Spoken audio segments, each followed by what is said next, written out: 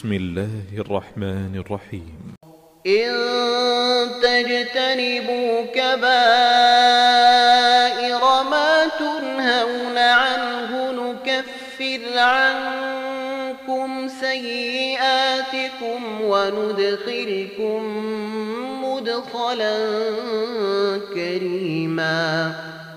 ولا تتمنوا ما فضل الله به بعضكم على بعض، للرجال نصيب مما اكتسبوا وللنساء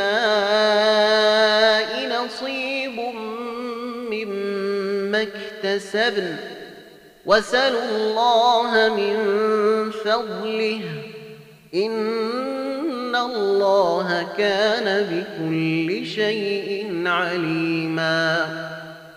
ولكل جعلنا موالي مما ترك الوالدان والأقربون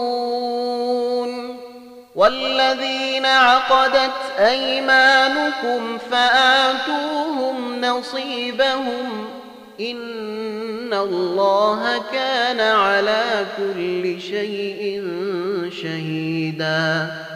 الرجال قوامون على النساء بما فضل الله بعضهم على بعض وبما أنفقوا من أموالهم، فالصالحات قانتات حافظات للغيب بما حفظ الله.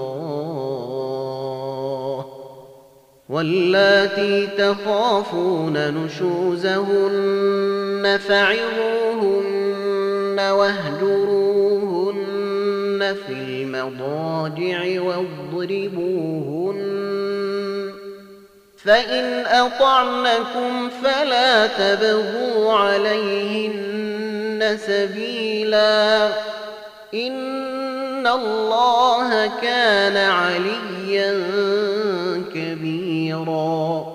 وإن خفتم شقاق بينهما فابعثوا حكما من أهله وحكما من أهلها إن يريدا